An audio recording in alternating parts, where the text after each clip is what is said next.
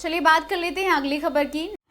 भाजपा के प्रदेश नेतृत्व के द्वारा शनिवार को 5वीं सूची जारी कर दी गई,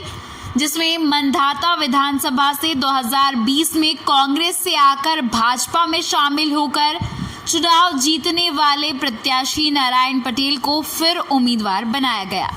वहीं मंधाता विधानसभा से विधानसभा चुनाव 2023 के लिए उम्मीदवारी कर रहे भाजपा के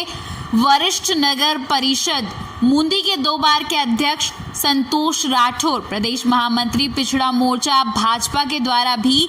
दावेदारी की गई थी और आखिरी समय तक नाम भी चल रहा था, लेकिन सूची में नाम नहीं देने पर संतोष राठौर के द्वारा क्षेत्र की जनता की आवाज बनकर निर्दलीय चुनाव लड़ने की तैयारी चालू कर दी गई है,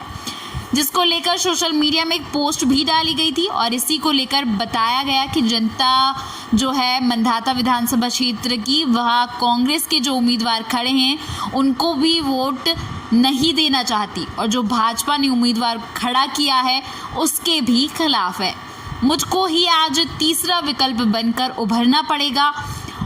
आज अगर मैं जनता की आवाज़ बनकर नहीं खड़ा हुआ तो मेरी आत्मा मुझे माफ़ नहीं करेगी। मैं नामांकन भरूंगा, 30 अक्टूबर तक इंतज़ार करूंगा। अगर प्रदेश नेतृत्व तो उम्मीदवार नहीं बदलता है तो मैं भाजपा के सारे पदों से इस्तीफा देकर जनता के लिए निर्दलीय चुनाव लड़ूंगा। भैया, आप पार्टी से निर्दलीय चुनाव लड़ रहे, क्या है आपका? देखिए, मैं डॉक्टर श्याम प्रसाद मुखर्जी, कुशाभाऊ ठाकरे, पंडित दीनदयाल उपाध्याय जी की पार्टी का सिपाही और कार्यकर्ता हूँ जी। और मैंने पार्टी के नेताओं से एक ही बात कही थी कि मेरा 40 साल का कैडर 1983 से लेकर 2023 तक आज तक हमारा कैडर देखा जाए जी।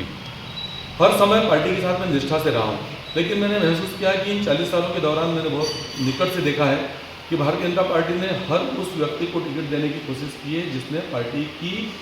पीठ में छुरा भोंका है और पार्टी के साथ में दगाबाजी की है। उसी को पार्टी ने उत्साहित किया है, प्रोत्साहित किया है और उसको आगे बढ़ने में मदद की है। चाहे वो कांग्रेस से इधर होकर के आया हो, चाहे भारतीय जनता पार्टी के कार्यकर्ता हों, पूरे मध्य प्रदेश के अंदर ये स्थिति आज देखने को मिल रही है और इसी बात से रुष्ट होकर के, इसी बात से दुखी होकर के मैंने निर्णय लिया है कि आने वाले 4-5 दिन के दौरान में इस क्षेत्र के मतदाता और कार्यकर्ताओं को साथ में लेकर के मैं निर्दलीय प्रत्याशी के तौर पर अपना फॉर्म जमा करूंगा और 30 तारीख तक इंतजार करूंगा। अगर मान लो भारतीय जनता पार्टी का टिकट बदलती है और संतोष राठौर को इस क्षेत्र का टिकट अगर देती है मंधाता विधानसभा क्षेत्र का, तो ठीक है, अन्यथा 30 तारीख के बाद में मैं भारतीय जनता पार्टी की प्राथमिक सदस्यता और भारतीय जनता पार्टी किसान मोर्चा के प्रदेश महामंत्री के पद से इस्तीफा देकर के एक इस क्षेत्र के लिए नए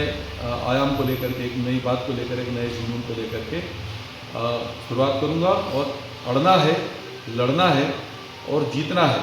इस नारे के साथ में इस विधानसभा क्षेत्र से विजयी होकर के बाहर आऊँगा। यही मैं मंधाता विधानसभा क्षेत्र के लोगों के लिए करना चाहता हूँ, क्योंकि अगर मान लो मैंने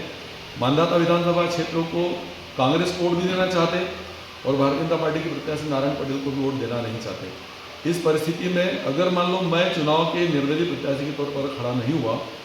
तो लोग मुझे कभी माफ़ नहीं करेंगे और मैं भी अपने आप को भी माफ़ नहीं कर पाऊंगा कि इस परिवर्तन के समय के अंदर मैंने अपनी भूमिका का सही तरीके से निर्वहन नहीं किया था। इसलिए मैं चुनाव जरूर लड़ूंगा।